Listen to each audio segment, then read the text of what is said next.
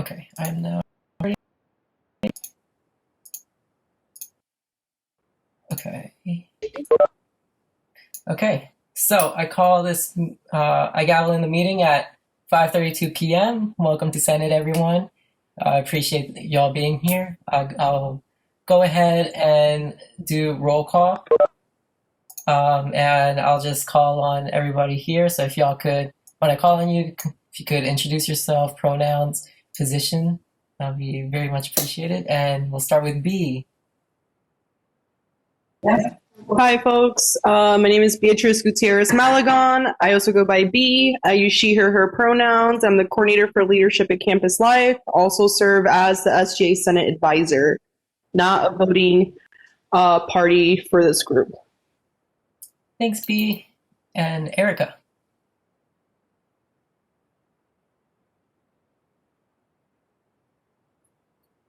Erica.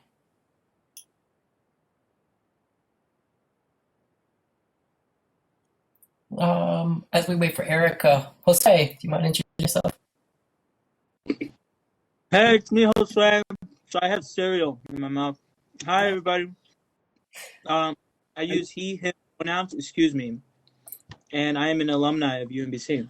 So hello. Thanks, Jose. Julius.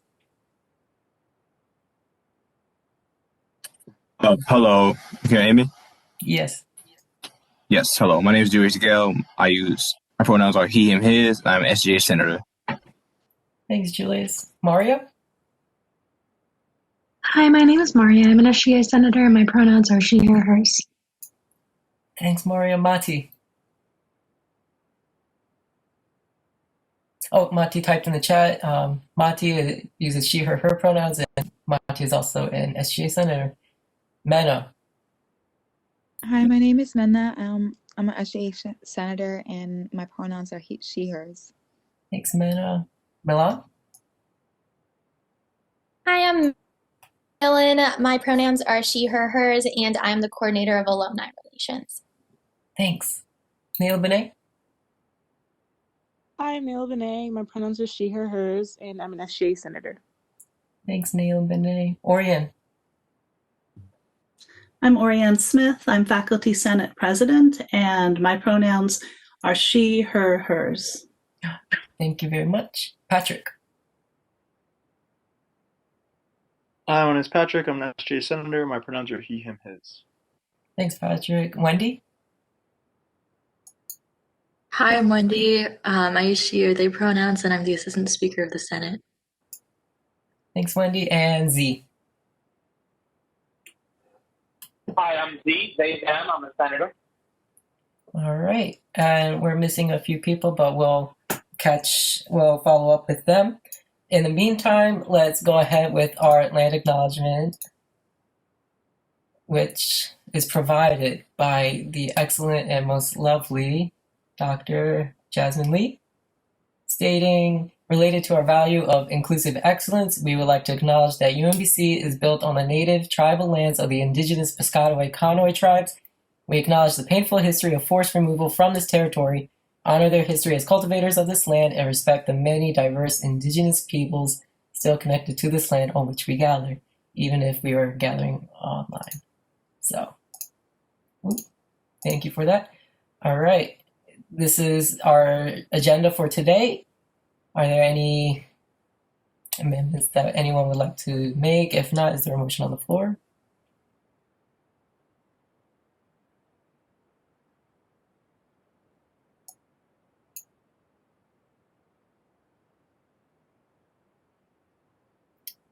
How about this? Is there general consensus on the approval of the agenda? Yes. Okay. General consent. Approval of the minutes. I would like to table the minutes for next week's approval. There was a miscommunication within the recording from our last meeting, and it's kind of empty for now. So I would like to table this until next week. Is there general consensus on this? Yes, there's general consensus. Okay. And with that, Orianne Smith is here to talk about Faculty Senate and what they do. And Oh, cool. Well, thank you. Thank you. And when you put presentation, I thought, oh my gosh, I don't have anything to show you in terms of flow charts or whatever. But thank you so much for having me. What I'd like to do is maybe just I can walk you all through, our Senate, kind of how it works. I've had the honor and pleasure of working pretty closely with Mirshad on the University Steering Committee, and so I have more insight into how your Senate operates than I had before, and it's different from us. So I mean, I would welcome some questions, and we can go back and forth. I'm also eager to learn how things are function here. So I've only been Senate president since, just this semester, but not really. When we went into COVID overdrive, they were like, we were like, oh my God, we need to work over the summer, right? And so I stepped into this role in May, which is really early. A senator, the Senate president never does that. So what we did is we met over, from May, June, July, August. And it was all COVID related, right? And I don't know what you guys were doing, hopefully not doing that, but for me, it was really important to do because faculty were so scared. It was like, well, what is this semester going to look like? Are they going to make me, teach face to face? People are like, I'm 70. So I basically spent my summer talking faculty off of trees, off of cliffs, basically trying to get as much information as possible for them to feel okay about their jobs, right? And so so that was fine. I mean, I have to say I was a little nervous because I realized I had to do a good job. Like you couldn't mess up in that role. So I kind of went from 0 to 90, which is probably why I have white hairs right now. But I survived that. And then now we're just back to sort of normal Senate. So how our Senate works? Well, so when I talked to Mirshad, I think there's a couple of differences. I mean, I'll go into the way our Senate works, but I think one of the things I've noticed is when I'm talking to Mirshad is that our Senate is entirely focused on faculty and academic matters. Like we don't stray from that course, right? And so our charge is really geared to policies around those things, so like all about faculty promotion, academic programs, research, and whatnot. And I feel like with you all, you seem to have a freer.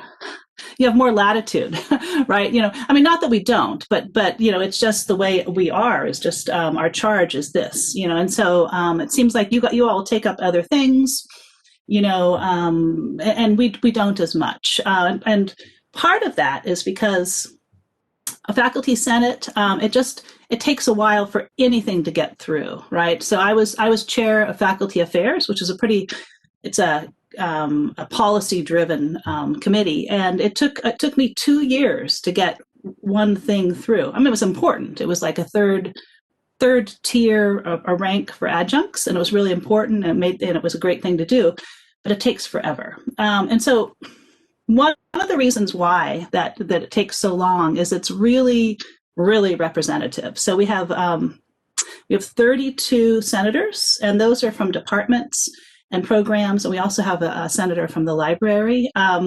There's a VP, a president, and then there's an executive committee. And the executive committee is kind of like about the amount of people here, right? It's actually a little bit smaller, but it's so it's the president, the VP, chairs of about four committees, and then I as president get to choose 4 to 6 senators to serve on that. And what's cool about that committee is that we get a lot of work done. So like if something sensitive is heading towards like the Senate itself, I'll say, well, why don't you come in and talk to the executive committee, right? And so what we could do is we can iron things out a bit, smooth it out, make sure that everyone's putting their best foot forward.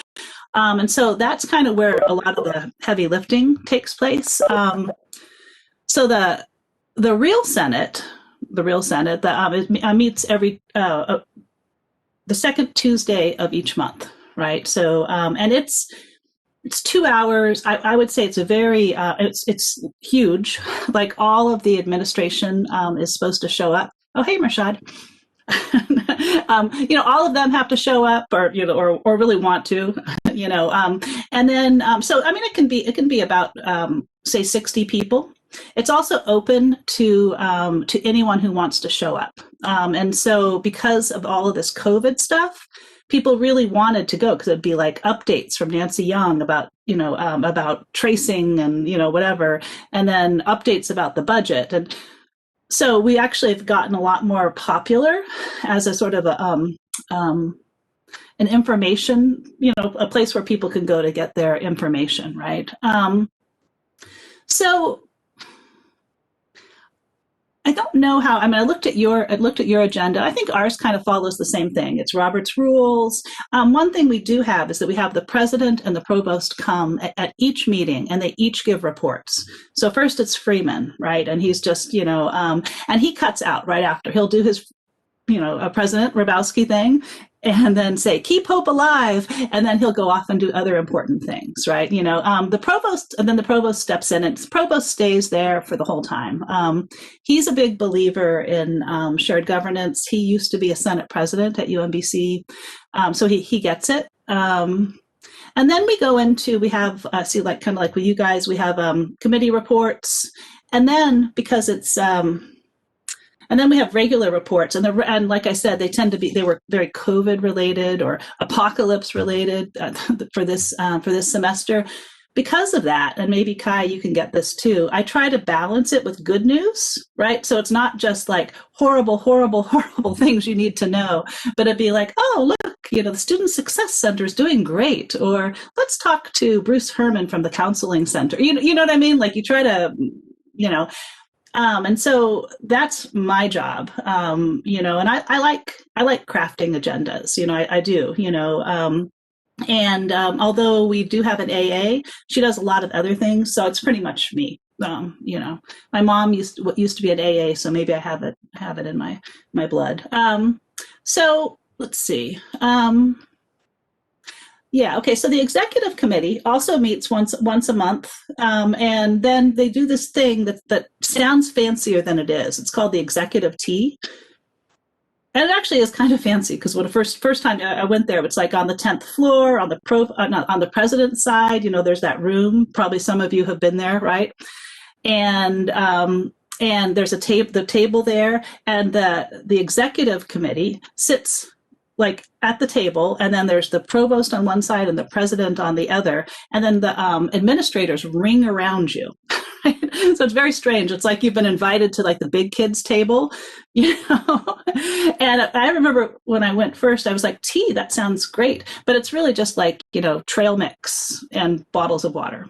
So, but what's nice about that is that the provost and I designed those agendas, and it's like, well, what do we need to hear, and we'll just pull in whoever, and he makes it happen. So that's actually a nice meeting. So let's see. So, I mean, in terms of like initiatives that that I've been working on this fall, it was really about for in the summer, the anxieties that I was hearing from faculty were all about, my kids are about, like, I'm gonna have to teach my kids at home, and I'm gonna teach, how am I gonna do this thing, right? And we're hearing it from staff too, and, graduate student teachers. And so for me, my primary initiative, which was sort of multi-pronged, was just to help caregivers at UMBC, right? And so in August, I met, you guys probably know Jess Myers from the Women's Center, right? Love her. So anyway, she and I met with the provost and Pat McDermott, who's the vice provost of faculty affairs, and we were like, okay, everyone is freaking out. These are the 6 recommendations we have, or 5 or whatever. And I totally stole them from other places, which were also freaking out and had smart people thinking about what you might recommend. But it was things like, tell the deans that there will be no no non-essential service conducted by faculty, and then we want a caregiving task force, and but what was interesting is and a website which Jess put together, really beautiful, like all these resources. So we asked for that, and they're like, "Yeah, great, Jess, you go make that," and she did, but. And then one of the things we had asked for too was emergency funds for faculty and staff, because you guys have like the Black and Gold Fund, something else too. Oh, the CARE, right? The CARE Act, right? And so, but we don't have anything there, and so the idea was, UMBC could give us money, and they're like, no, that's not going to happen because we're a public school. But maybe we could use foundation money. So it ended up that I talked to Greg Simmons, who's Office of Institutional Advancement, and he's like, yeah, Towson's doing something like that. And so I did fundraising, I just recently, and I don't know how much we raised. I did try to hit the deeper pockets. I really tried to hit the administrators pretty hard, and I did. And so, anyways, what I noticed is that I thought that everyone listened to all my ideas, and almost all of them were acted upon. And so I really, I've been here for 15 years, started as an assistant professor. And, I always felt like, even when I was an assistant professor, I'd be like, I have an idea, and no one would laugh. Like they would hear you out, and so I'm a real true believer and that's why I'm invested in the Senate, and because I really, really believe in at UMBC. I think they're very collaborative, and so I appreciate that. That's kind of all I got for you guys. I mean, do you have any questions for me?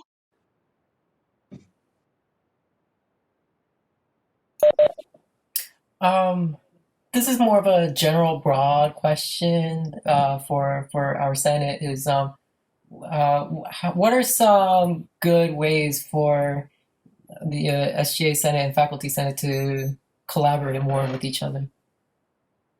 Oh, this is a question for me. Well, I spend a lot of time talking to Rashad. That's a start, right? I think actually, so of shared governance. I think that that SGA and Faculty Senate have so many. I mean, we're the ones that are in those that are kind of the rubber hits the road or whatever. Like we are right there in ground zero with you all learning remotely, us teaching remotely. So I feel like it's the most. Yes. We get. The Senate. The Senate, the professional staff Senate, and they. I share with them because we all work here, right? but I feel with you guys, I feel like there's a lot of meaningful work that can be done because we do have that partnership, and what that work is. I'm open to suggestions, So Mershad and I were talking on the university steering committee, for example, of trying to put together social platforms or like, what is it? Say you have a hobby that's across that, thinking about ways in which, all shareholders can enjoy, like if you happen to be, into, I don't know, opera, anyone at UMBC, from the administrators down to us, to anyone can join, and I like that idea because I think for me, one of the takeaways for this semester or this crazy COVID time is that it is this kind of it's less boundaries than there are. We're not as siloed as we are normally. And so I think that's kind of a good thing that we're realizing that you don't have to have all those boundaries, right? And so, feeling out what that means in a really positive way, I think it's a growth opportunity. But I don't have any brilliant ideas. We're starting with the steering committee, right, Mershad? We're getting some of that stuff done. Yeah. Yeah, exactly. I actually had a question, Dr. Smith, if you don't mind. If one of our senators were to come up with an initiative or recommendation that directly affected faculty, what is the best way for them to bring that issue up to Faculty Senate and to work with you all to see it to fruition? That's a great question. We've talked a little bit about this, but I think it's so now. What would happen would be is that because like, so for example, you all will say, okay, we have this initiative and we all 100% behind it, and I'm like, and then you would kick it over to us. I would, faculty are kind of a feisty lot. Like there has to be some, I don't know, there has to be, you'd have to be able to meet you have to sell it in ways that maybe you don't have to sell it as much here, right? Because you're dealing with a different audience. So what I would say, you guys had an initiative and it involved faculty and you would need that faculty support. I would have you bring that to, or I would maybe work with Mershad or whoever, just to get it to a place where I think that it will be sellable. And then I would bring it to the executive committee, because the executive committee, they really are very good at saying, oh, okay, you got to do it this way, or you need more evidence. See, because it's not like, actually, we're not just totally feisty, we're all researchers. Right, so we need like Exhibit A, Exhibit B. Can I see some appendices? What are the precedents? What do our peer institutions do? All of that stuff. And if you don't have it, then they send. I mean, I know because I'm speaking from experience, because I've brought initiatives. It wasn't faculty student, it was faculty, but they would be like, no, you have to. And so I had to just keep going back and forth. So it's possible, but you just have to keep. It has to be in this form that faculty get, right? I don't know. Mershad, does that answer your question? I know it definitely does. Thinking about it a little bit more is that a lot of the students don't necessarily have the knowledge to make the proposals, and the polished research documents that are necessarily appealing to faculty. And I guess that's kind of what it was inhibiting, their collaboration that could be between faculty and students. I was just wondering if there's any space for informal recommendations to be brought up to faculty senate and heavily considered by the executive council and the members of the senate, of the faculty senate. Informal. No, I mean, that sounds horrible, but or let me say another way. Like, I haven't seen that happen, right?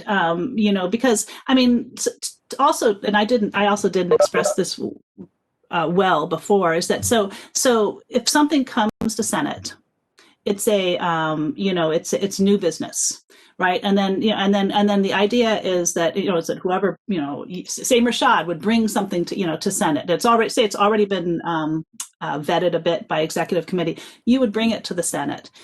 The Senate would say, okay, they have questions and whatnot. Then they go back to their departments, and the departments chew on it. And then it comes back the next month, and then they say, oh, well, in my department, we strongly objected to the something, something, something. And then the proposer will be, oh, okay, I'll go back to my people. And so there's some good reasons why it takes so long, because you're going to get it right, but it's because it's so deeply representative, right? That it just takes a long time. Administration hates how long it takes us to get stuff done. They hate it. I mean, I'll tell you, because we have the strongest shared governance structure of all of the system, institutions, right? And we're very proud of that.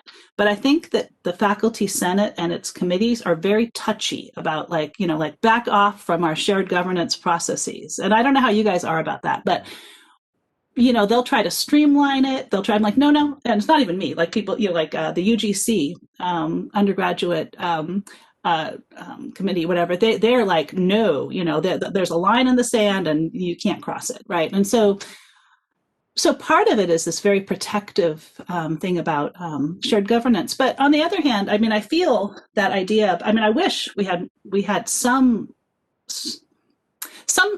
that was a little bit less formal. But I just don't know that our Senate is that body. The executive committee is very powerful, right? And I think that that's kind of where like informal stuff can be aired, and then we could find an avenue for it, right? Yeah.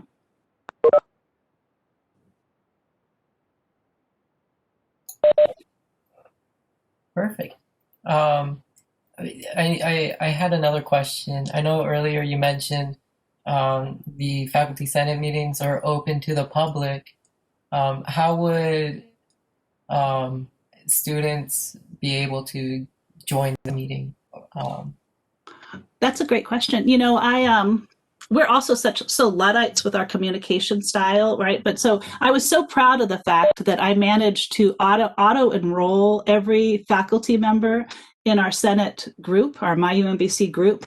And then others can join. So I've had some, others, so anyone can join that. And then I post our agenda there, and I'll post the minutes once they've been approved. I try not to pull the trigger too much because 1,500 people do not want to hear from me all the time, right?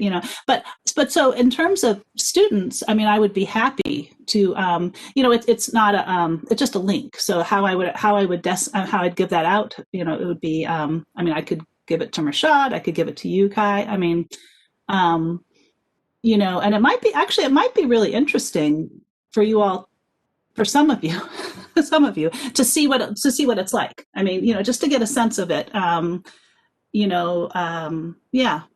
So if I'm open to, I could just send the agenda and the link to you two, and then if you want to just pass it around through your own circles, then that would be great.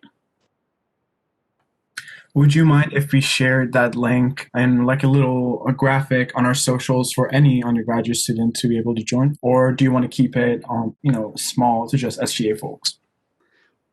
Oh, I just bring everyone on. What I've noticed, and I used to give a lot of parties, and like just as a person, and I think it's always better to invite everyone because and then the people who really want to be there will show up. It doesn't, you know what I mean? Like, so I'm okay with you just sending it to wherever. Perfect. Thank you so much. We're nearing our time. Are there any more questions?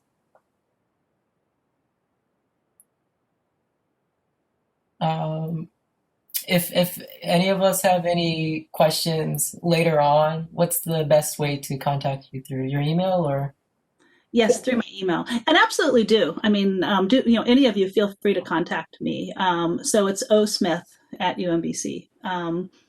So yeah, definitely do. I mean, like I said, I'm really excited about Mershad and our partnership right now. And, I'm actually right now I'm tired, but we'll get our break, get our rest, and get our rest in January.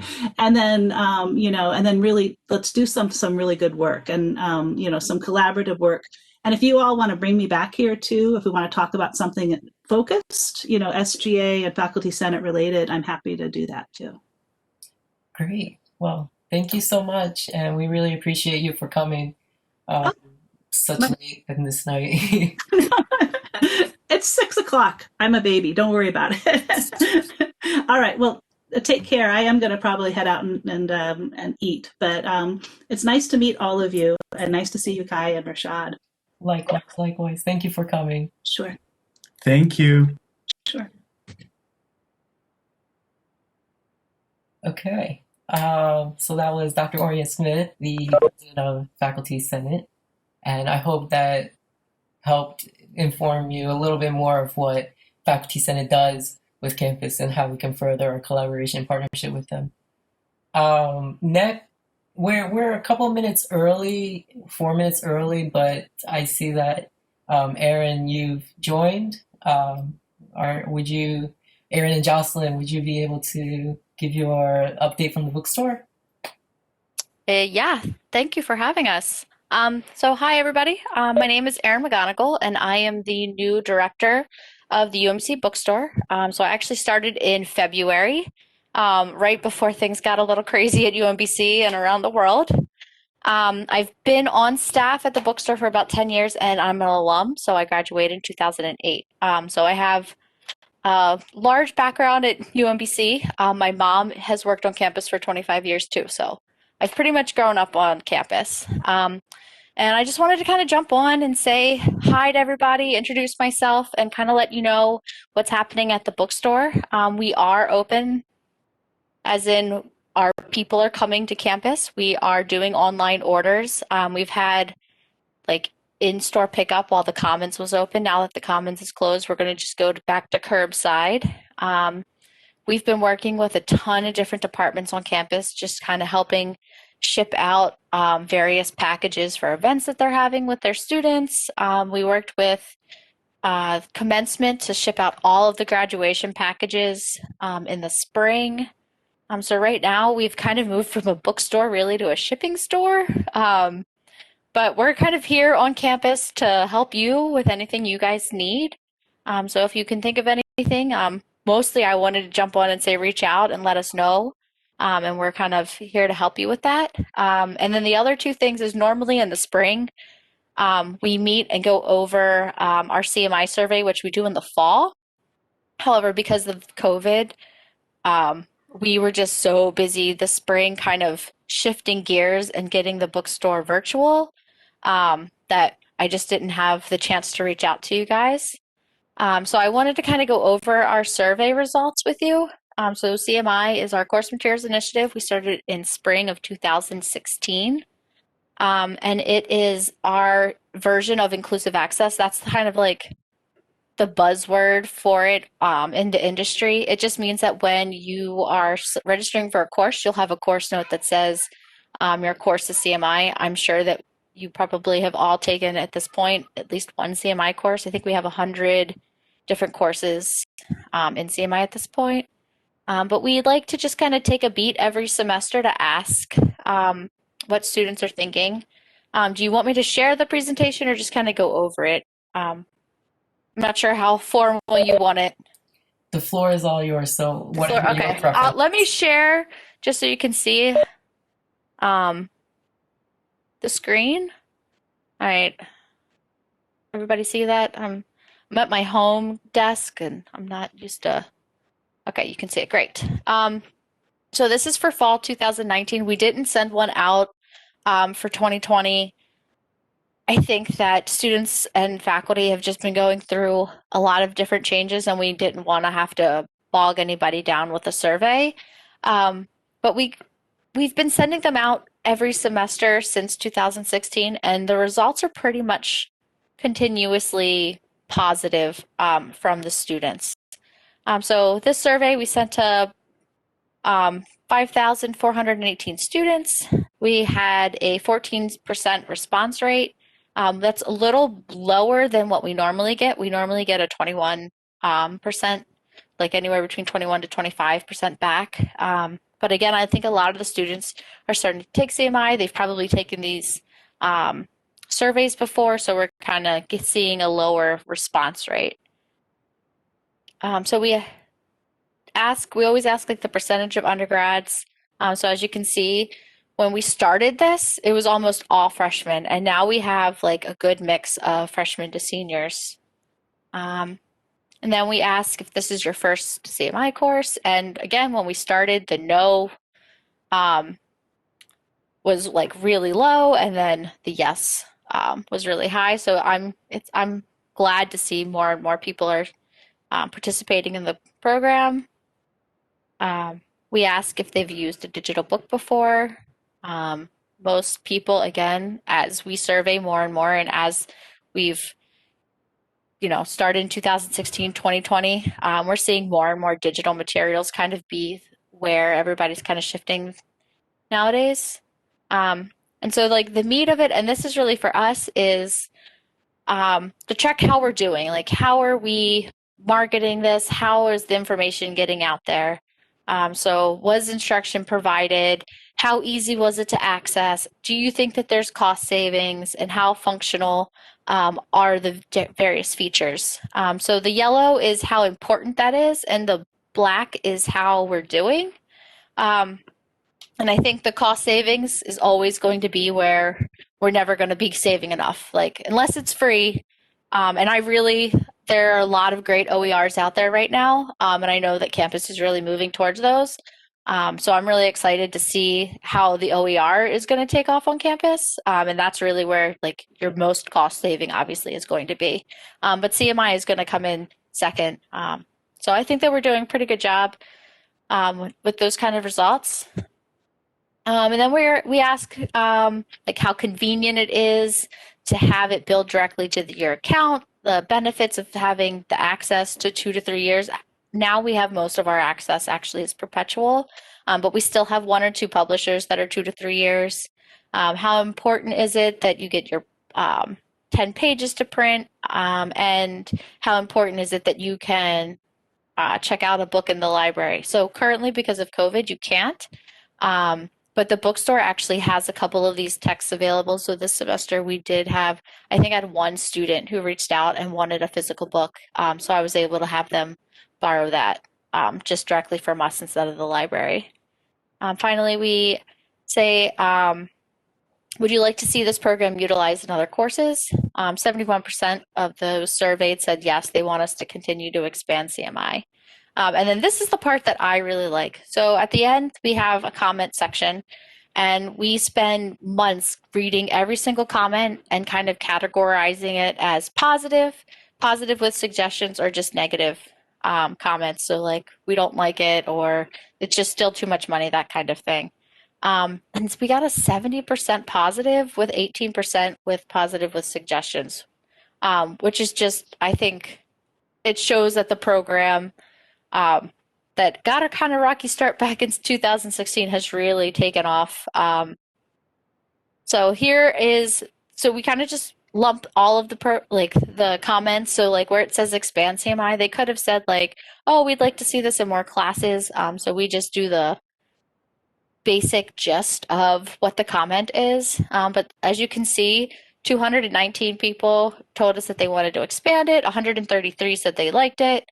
75 said that that it's affordable and that it's saving them money.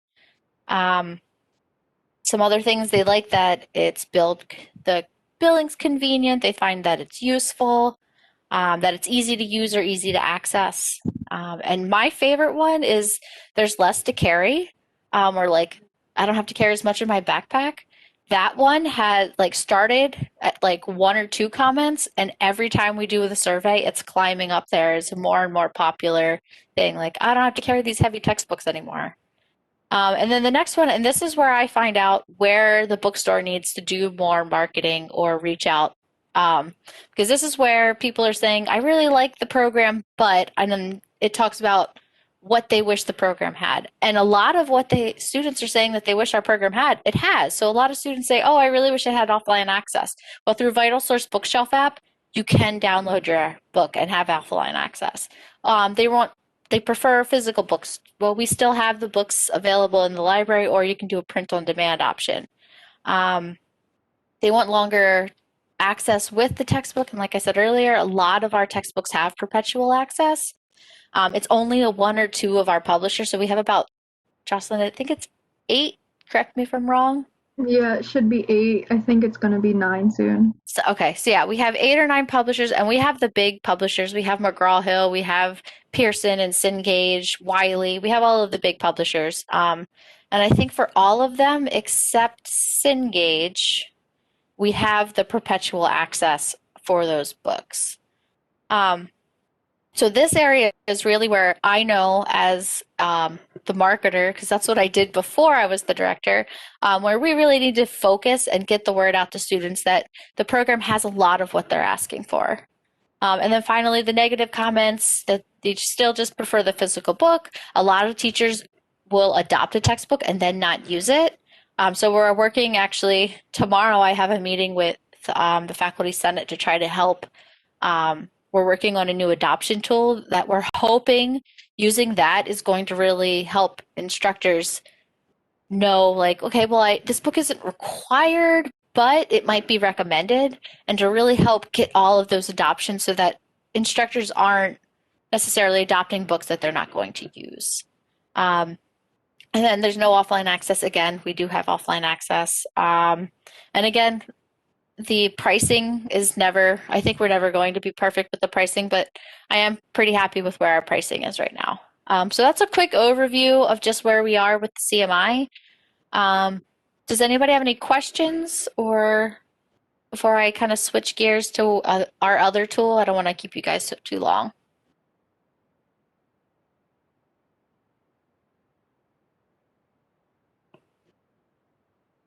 I had a quick question. Hi, this is Rashad, by the way. Hi.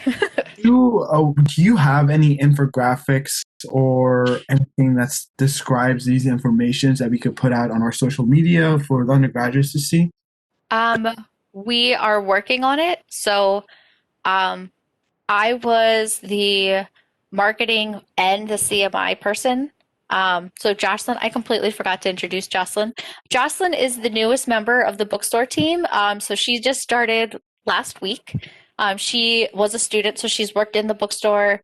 She graduated in May, and we are very lucky to have her back in a full-time capacity. So she is our new CMI person, and we have a new marketing person. So I'm working with both of them to kind of start doing just that, to try to get more information graphics that we can have on our website and that we can post on our social, or that you guys could share on yours, to kind of show all of the benefits of CMI, or the various like different pieces of it, so that you can download for offline use. You can order the print on demand if you want. That we have physical books that you can borrow, like all of those different things. We just haven't had the people really to do that, but I'm hoping that by spring we'll be able to do that. Definitely. And I think, like you said, there's a lot of great resources, but I think there's a lack of knowledge on the undergraduate side and the graduate side for the resources that exist. So I'm going to drop my email down below if you don't mind, when you have those infographics or anything that, consolidates all this information into one postable, Right. Something that we could share on our social media, just so more undergraduates are aware of, the resources out there for them. Perfect. Yeah.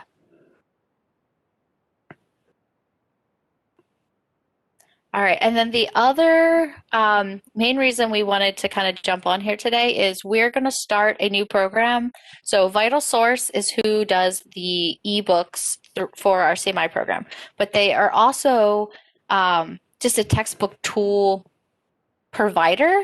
So they are providing us with a new way to collect adoptions, like I mentioned before. So that's how we're going to be able to hopefully get more faculty involved, either sending us our adoptions or really understanding like the importance of why we need to know what materials they're using, or if they're going to not be using them, to let us know that too. And then the other thing that we're going to be doing, it's called Verba Compare. It's going to launch on our website, but it's also going to launch in Blackboard.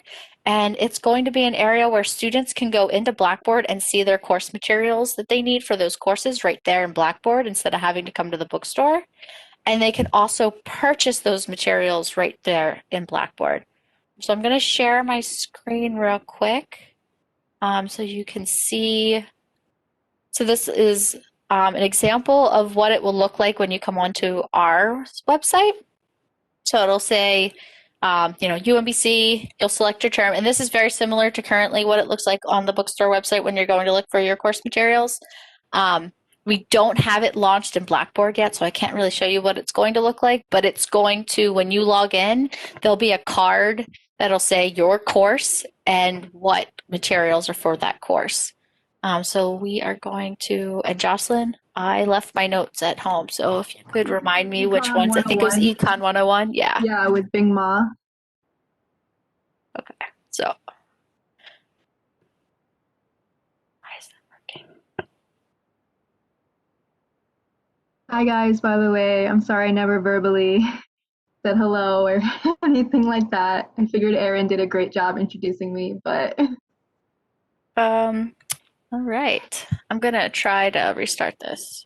So UMBC compare. No, it's Verba Compare. yeah, umbc.verbacompare.com. All right, let's see if this works now. Enter, there we go. Econ 101. All right. Right, so when you go into Blackboard, you're kind of going to see this instead. So this one, it's a CMI course, and I just kind of wanted to show you the two difference between taking a CMI course and not taking a CMI course. So in this one, you sign into your Blackboard, you'd see this card that says that your course is CMI. It gives you the price for that material, but it also is going to have this choice down here, and that means that if you want to opt out of CMI, you can do the choice, and then you can purchase the physical textbook. Now, this is a book that also comes with a access card. So if you were purchasing the physical book, it's $195. If you go through CMI, it's $104. And then also we provide where you can purchase that book from other places. So you don't necessarily have to buy them through the bookstore.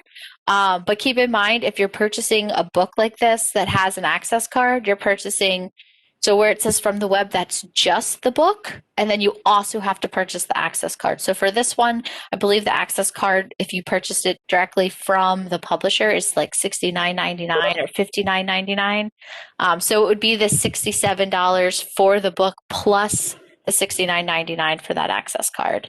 But this way, it's really giving the price transparency that you can see what the bookstore prices are versus what, if you wanted to look at what Amazon's prices were or what Chegg's prices were, all of the other stores, they're going to be right there for you.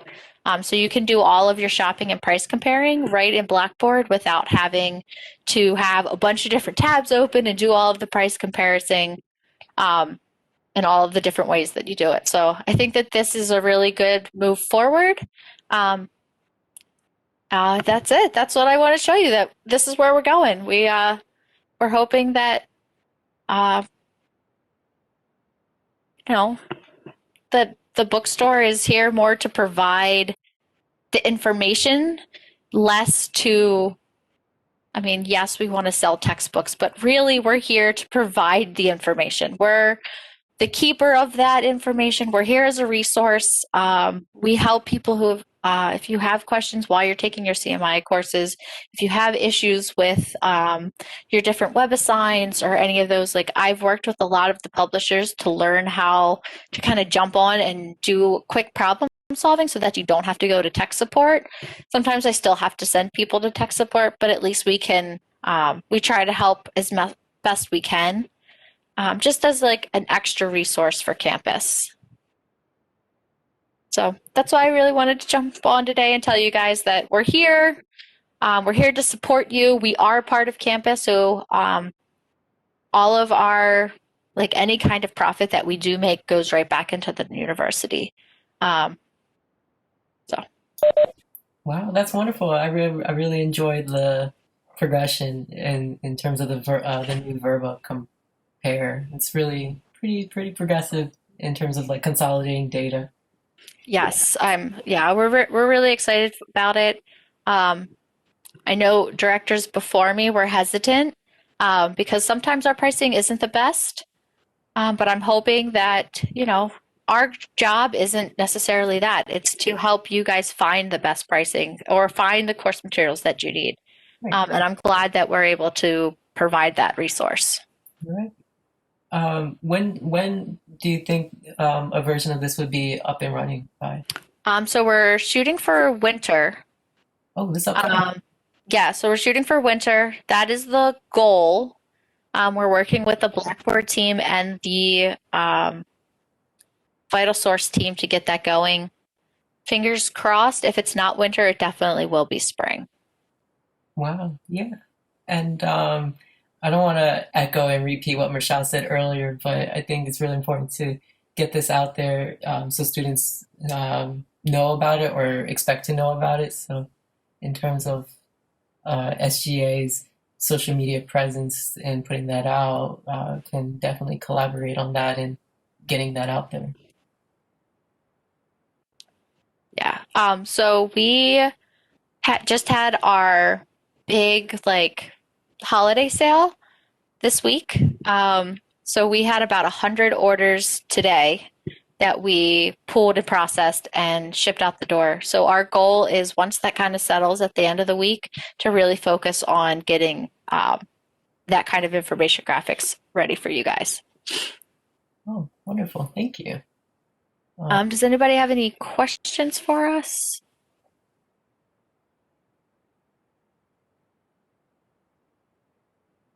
I did want to put out there, guys, if you have any questions, we are answering that textbooks email all the time. Any question is perfectly fine to ask regarding any of the programs that we're rolling out. If anything's confusing, like feel free to ask a question. We're there to help, and like essentially we can help walk you through it because it is new, and you know it might not be firsthand intuitive. So feel free to ask those questions. Like we really want that feedback to make sure that it works for you guys because that's who this program is for. Yes. Yeah, and we also, I mean, we have pretty active social media.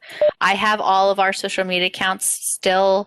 I have access to them. So if we get text, like DMs or messages through social media, like I answer those throughout the night.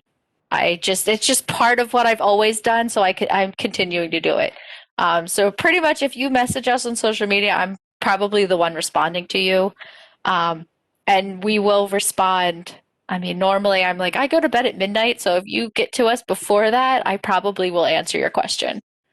And in the past, I have at like 2:00 in the morning been like FaceTiming with somebody trying to like help them get access to their textbooks because, you know, that is our job ultimately. So I can't guarantee the 2 a.m. anymore now that I have children, but at least midnight, we're here to help. Oh, wonderful. Thank you so much. And I just want to say thank you for coming and giving us an update on all these things. So thank you so much for having us. Thank you. And if we have any more questions, we'll definitely DM or email y'all. So oh yeah, my email, if you want to email me directly, is ER5. I'll put it in the chat. Like I said, I was a student, so that was my email when I was a student, and it never changed. Nice. Well, thank you both for coming, and we really appreciate it. Thank you so much. Yeah, thank you for having us. Thank you so much, and have a wonderful night. You too. Have a wonderful night.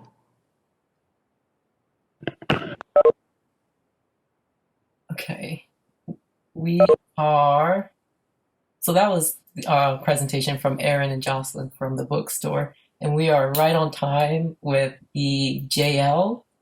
I will go ahead and share my screen again. If Mershad, do you want to talk about this a little more since we tabled this from last week? Yeah, so I can give a little bit of context as to the thought process that went behind why we thought we needed this. So this was a conversation that we actually had with the top four and with the steering committee. And Wendy and Kai were also part of that conversation, if I'm not mistaken. Yes, you were. So so we passed this strategic plan, right, which was supposed to showcase and outline the goals that we have for this organization for this whole year. Now we have that piece of guiding document in our, in our shared drive, but no one's looking at it. No one is using it to make sure that we are being steered into the right direction that we said we were going to, be doing. So this committee is basically an ad hoc committee, I would say. It only meets once a semester. And it basically evaluates all different operational bodies of SGA and their work and makes recommendations based on what, was highlighted in their strategic plan and, what areas they need to start working on. So that was the thought process behind this. And it's not like SRC because there's no repercussions to it. Like they're just making recommendations. Your stipend is not going to be affected. At the end of the day, you can either take the recommendations and use them or not. So that was the thought process behind this. I can answer any questions that y'all might have. Hey, Marshad. Hey, Pat. So I actually was the one that was a little bit concerned about this last time. There's a couple of different sentences, or I guess not sentences. There are a couple of different sections that concern me. Um, the first thing I want to bring up is if Kai, could you scroll down like a page, I think. So right there. So there's two different sections of this, right? The first is that now in the bylaws, the executive vice president, VPSO, and president all now report to the SPRC as opposed to the legislative branch. Now, I see where this is coming from. Like, I 100% understand your reasoning. Trying to kind of streamline the strategic plan and make sure that like we're paying attention to it as we should.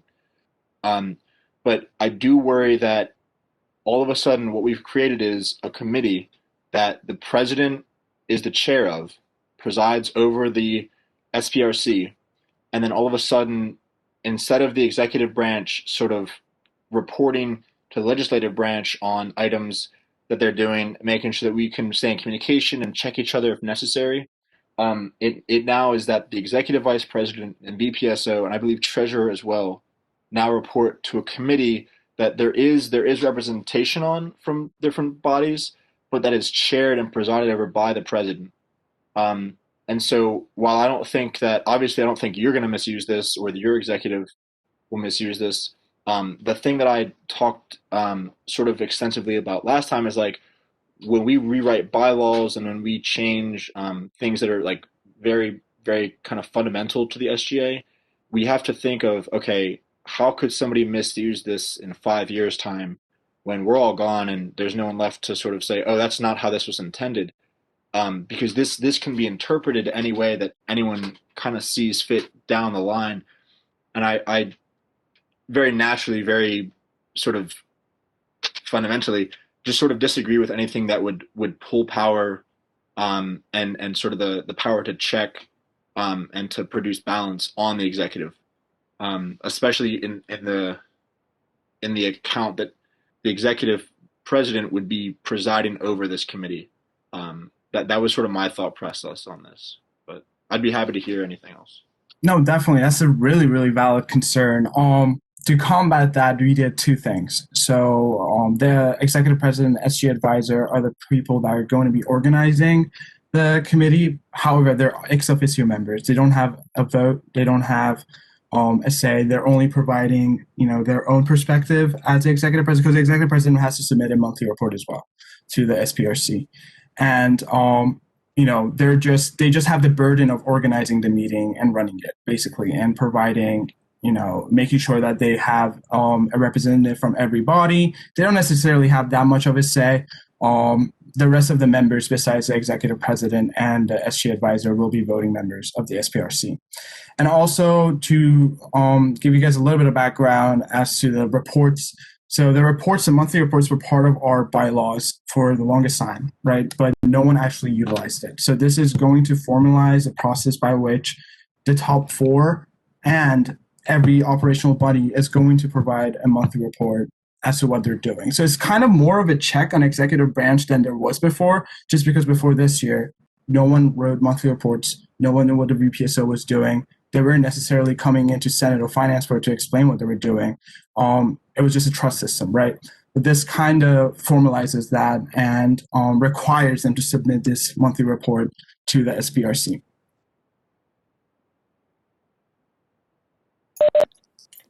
I definitely, yeah. So that does kind of clear that up for me as well. Because I as much as I think it's good that we talk about it, yeah, you're right. I mean, this sort of thing doesn't really happen, even though it's in the bylaws. Not that it shouldn't, but it doesn't. But I think that the wording there, I would be more comfortable maybe if we left that, if they report to the legislative branch and the SPRC, just as sort of a formality. I think that it's not done now. I think it should be done. That being said, I mean, I was EVP and like I didn't do it, but I mean, I think it is something that we should probably try to bring back. But I still sort of do have a little bit of that concern of like, we can say like, oh, the president's like, they're not, the president isn't in charge of SPRC, but it's like, I think it's a dynamic of power. It's like, if you're the one that's presiding over that meeting, it's like, to be ex officio, you might not have a vote, but you're definitely gonna, knowing you especially, you're gonna drive those conversations because that's what the president does, right? You set the goals, you set the direction of the SGA. By and large, like that's a very personal thing that gets done by a person, not an office. So I think I would be more comfortable if we maybe amended some of the language in there to include both the legislative branch and the SPRC, just to make sure that, like, even if it's ex officio, I worry about sort of having the presence of a presiding officer be the executive branch who's sort of supposed to be checking on the EVP and VPSO and stuff like that. It sort of seems off kilter to me. No, definitely, and if that's an amendment that everyone else is comfortable with, I'm more than willing to make that amendment and reflect those changes. I was personally thinking that this was going to be, the reports are going to be public, so the legislative branch are going to have access to it. The student body is going to have access to it because it's in our shared drive. I'm thinking whether having each person report to both legislative and SPRC, is that going to create redundancy? I don't think it's going to. That's the sort of thing that I'm thinking of right now. But those are definitely valid points.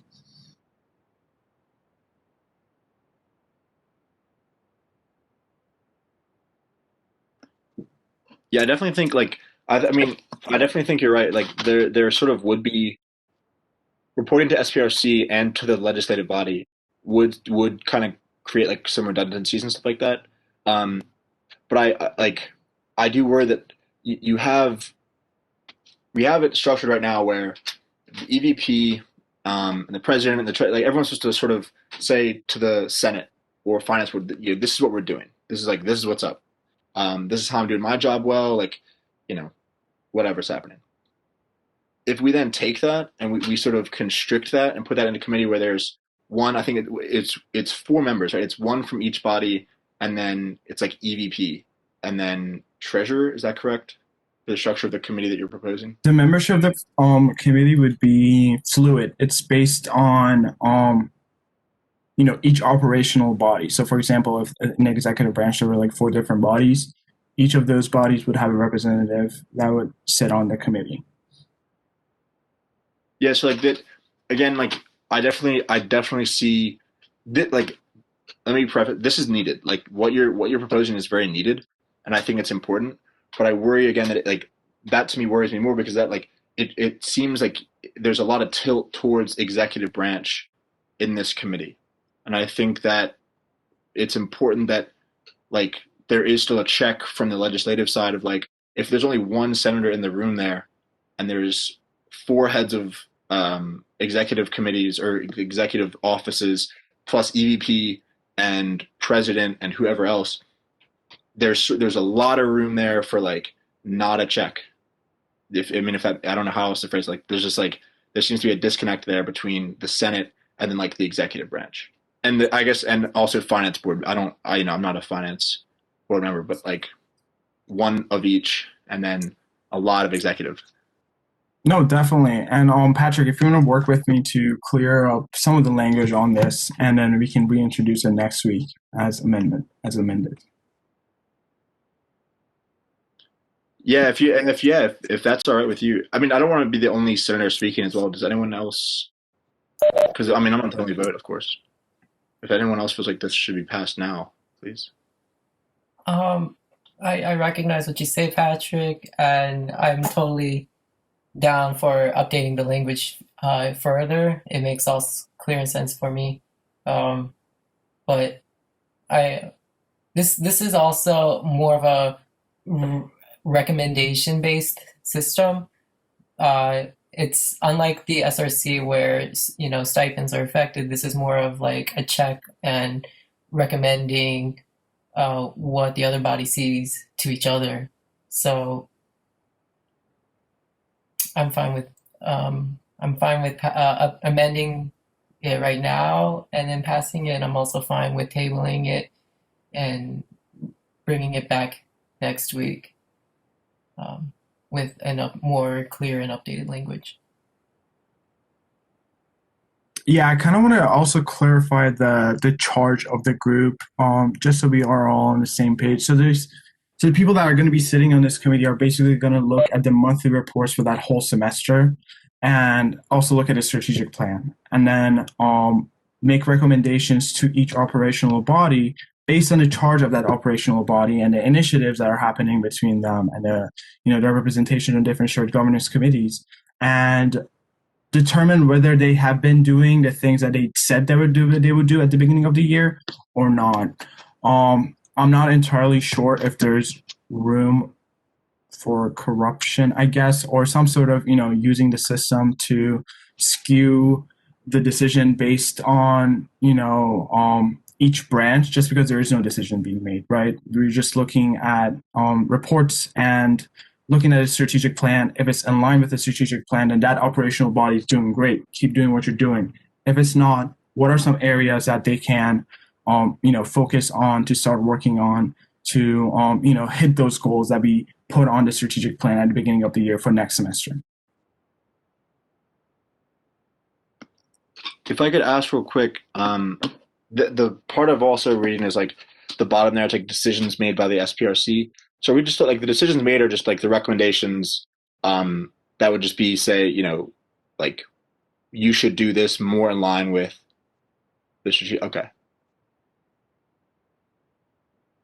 Yeah, that's why they can be vetoed or appealed, just because, they have no practical weight to them. They're just recommendations.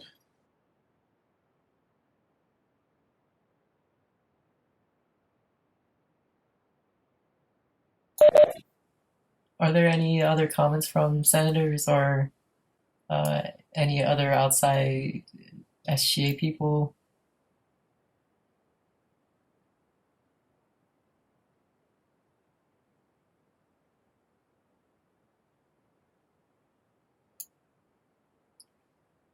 Okay, if not, then what's the next course of action that we would like to move on with? Would y'all rather table this for next week while we take a look on language, or are y'all comfortable with voting? Or amending this JL current and then vote as amended?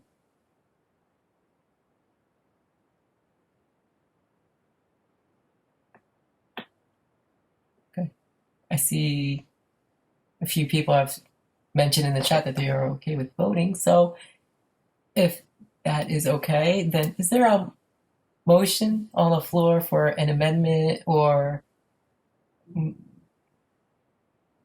voting? To pass JL 11-2021. Okay, there's a motion. Is there a second?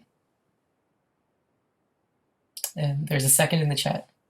Okay, and with that, I will open the poll. So if all senators can please vote. If the poll is open, please vote. Voting members only, yes.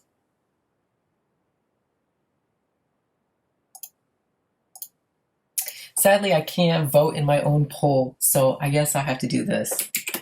Bye.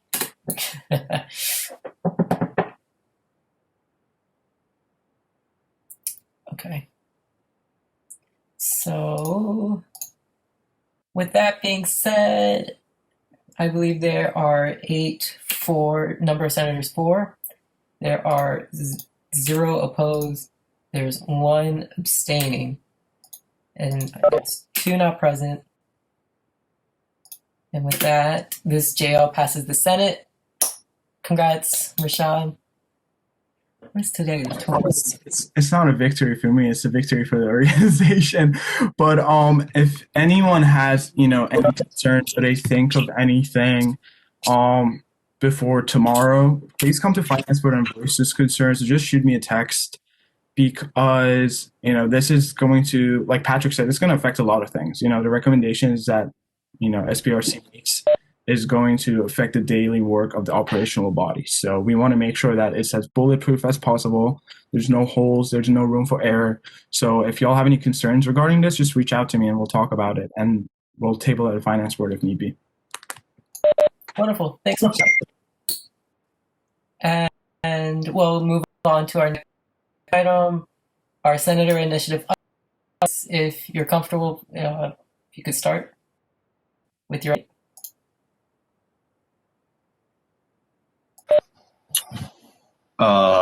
Yes. Okay, my mic is good.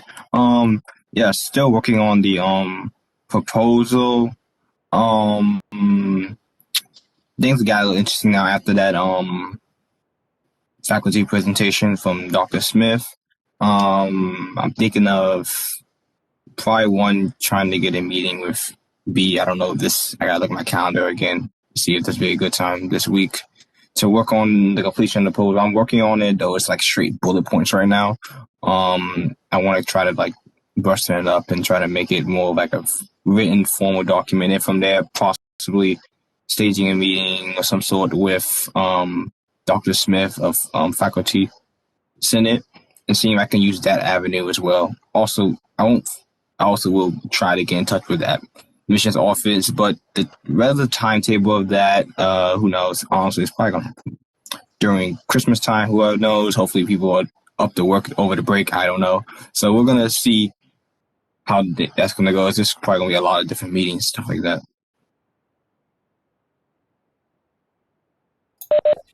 Thanks, Julius. Yeah, proposals are kind of tricky because it has to be very formally written, and personally, I'm horrible at grammar and writing in English, and oh my gosh! But thank you so much, Julius. Emmanuel isn't currently here. Wendy, do you mind giving us your update? Yeah, I'm still working on the same things. Because of Thanksgiving break, I didn't make a ton of progress. Just still working on my draft. Yeah, I think that's like the whole thing with the not a vacation. What's it called? Thanksgiving weekend. So, thanks, Wendy. Mati. Madi typed it in the chat. I'll read it. She said, "I have no updates from last week. I'm still working on some of the things I started the week before that." Cool. Kayla isn't currently here. Maria. I think one of the few updates I have is that tomorrow for the Men's Robotics Initiative, we do have our meeting with SIBA regarding marketing. And as for my primary initiative, I'm still working on everything that I had an update on last week. Yeah, definitely we'll be meeting with, oh gosh, I'm gonna butcher her name again. The new marketing. Saiba. Thank you, Wendy. Yes, we'll be meeting with Saiba tomorrow for marketing outreach. Mena.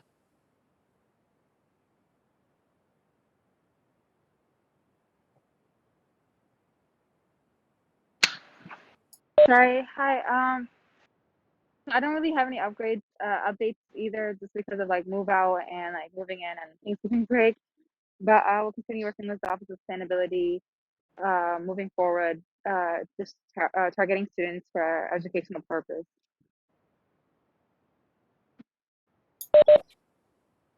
Yeah, that's it. Yeah, thanks, Mena. If any progress regarding the why? Oh yeah, I did hear about that. I did say that in a meeting a couple of meetings ago, but yeah, they are not down to partner up with UMBC at this time.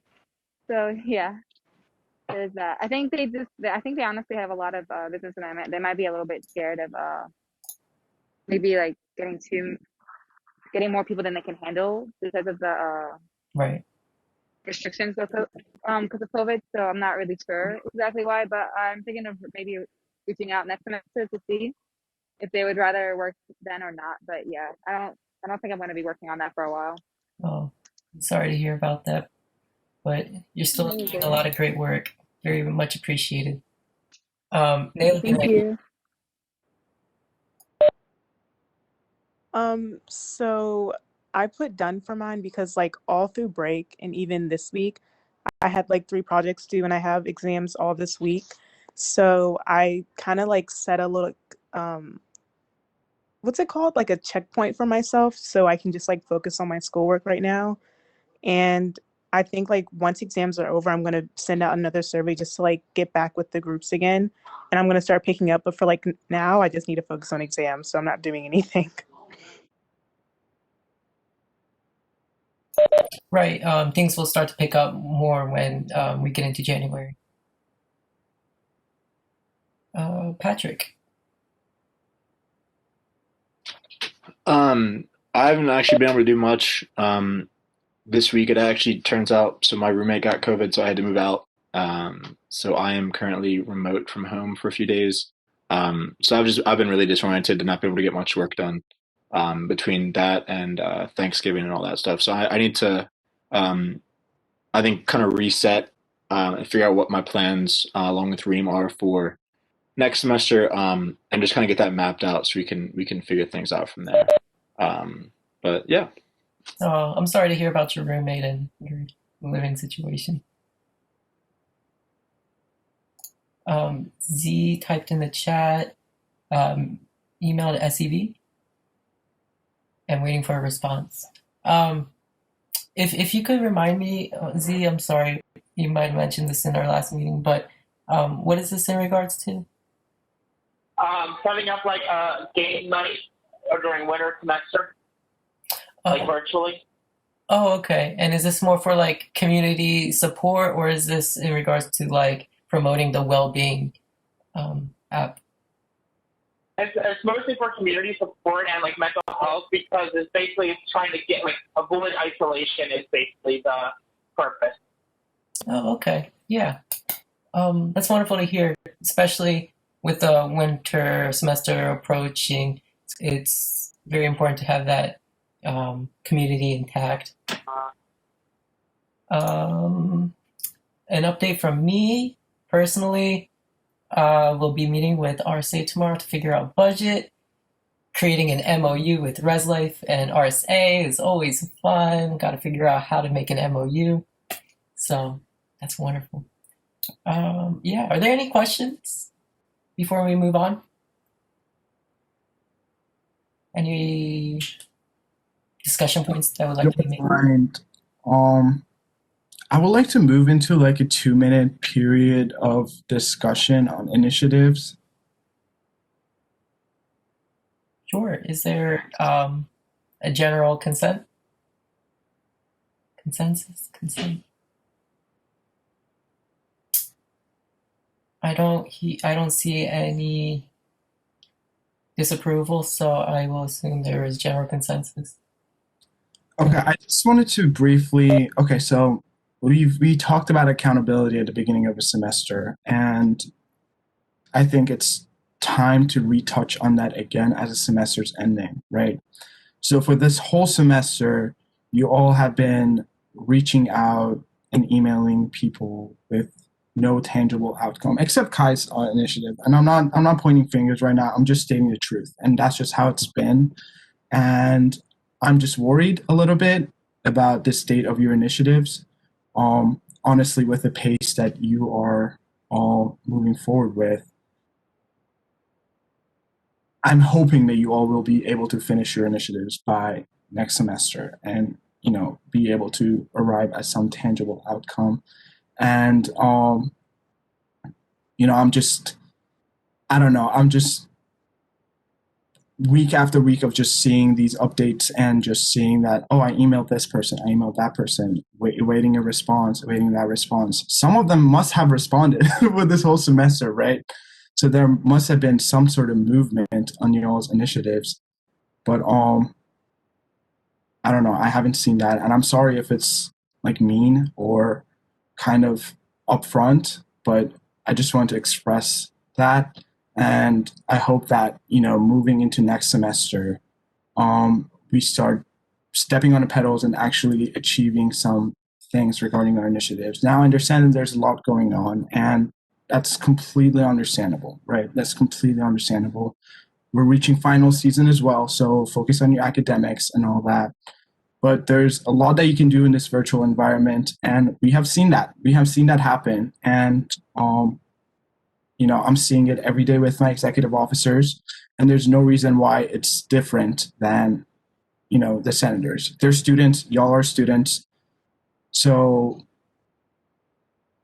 but I don't know what the solution is, but I've noticed that it's just been stagnant, the progress of your initiatives. Like, you all are emailing people, well, what's next? What are some tangible action items that you're going to take to make sure this comes through? Is it a proposal that you're going to write and present to people?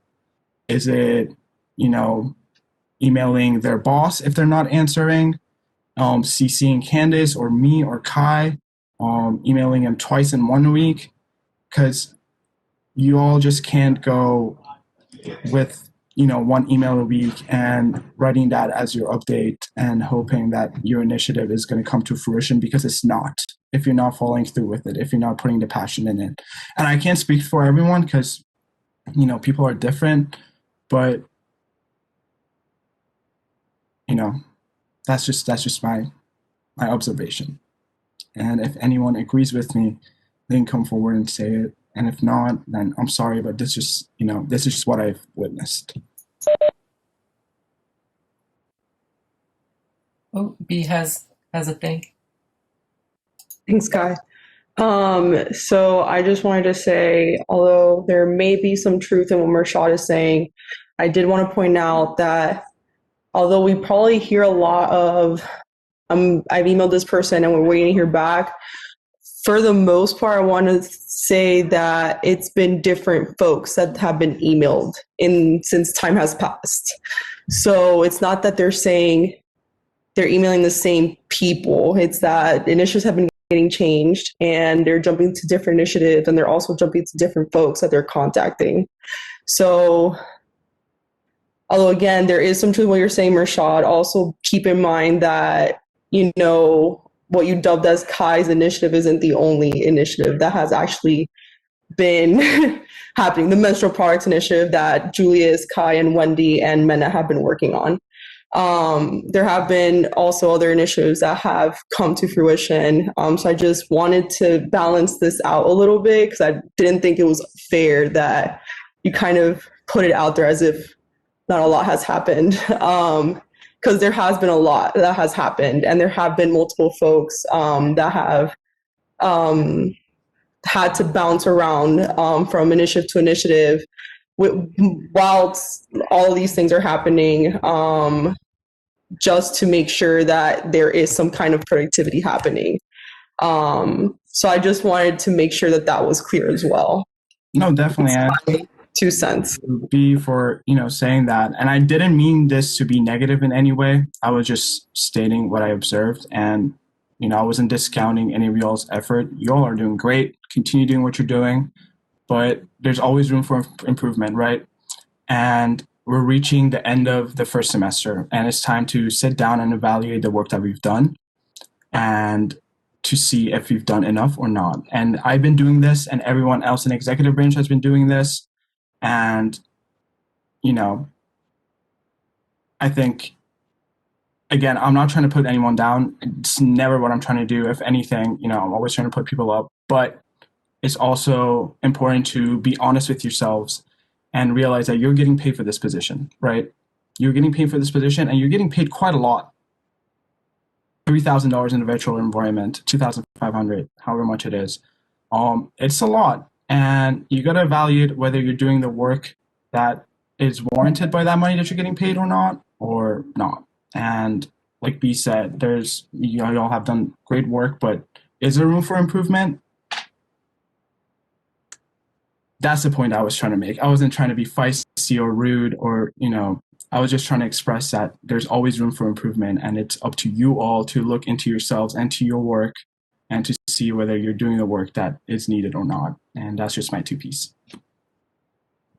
My apologies. I meant Mario, not Mena.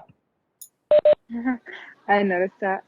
I just want to say, like, Rashad, I do see your point. I agree, but it's just like Beatrice said, like it's kind of really hard with like a lot of us had to change initiatives because we realized early on or like even a little bit late on that it wasn't going to work and people weren't being communicative and no one really wanted to work with us and like because of that a lot of things had to like be ditched quickly or there's just a lot of also like trial and error and then like with the budget cuts and stuff like people also have not been really wanting to do stuff that will cost money so we've had to like change stuff that maybe we normally would have done during the normal semester because people don't want to like they want to focus on like a different matter rather than a new initiative to spend money on and stuff like that. So that's one thing I've noticed from trying to like always reaching out to people and stuff that some people aren't as responsive. Like Res Life has I've emailed them a couple times and different people, like no one has responded from that side. So I realized if I wanted to do anything with Res Life, I would have to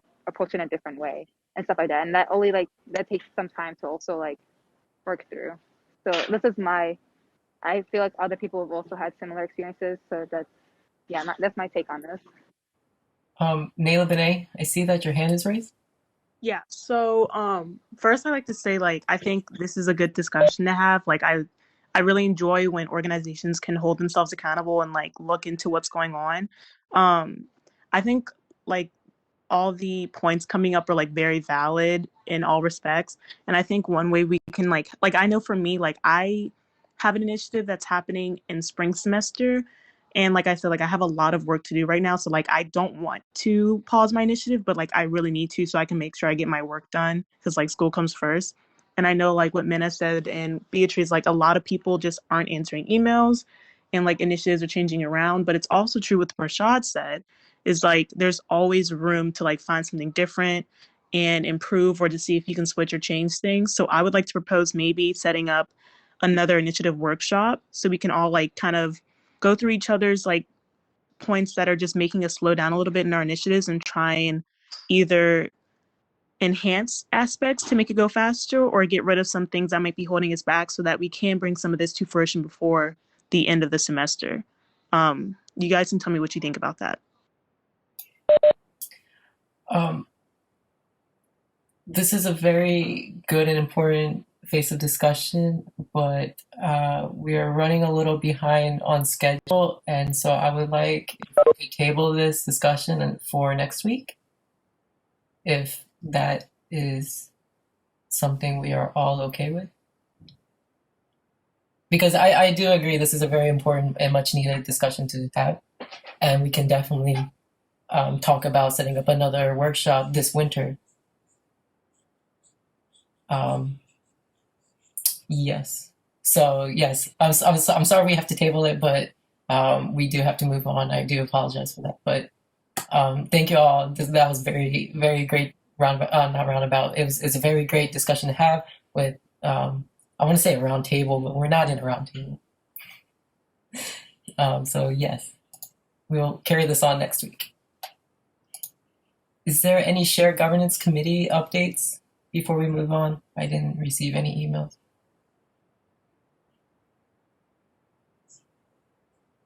No shared governance committee updates. Okay, if there are none, I'll move on to announcements.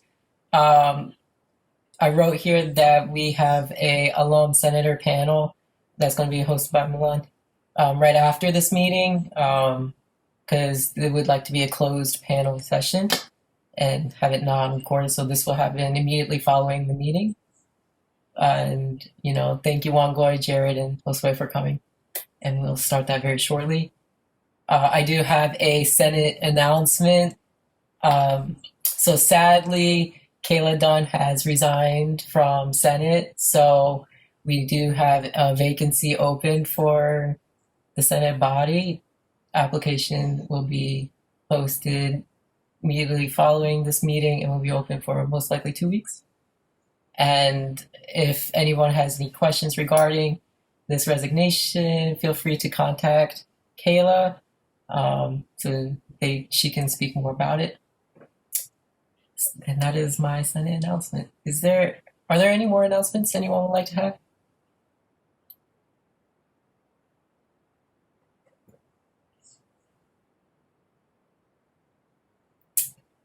If not, I would like to move on. I see Reese goes, oh, okay. So I adjourn the meeting at 7:02 p.m. and we will begin the panel. So let me stop recording this.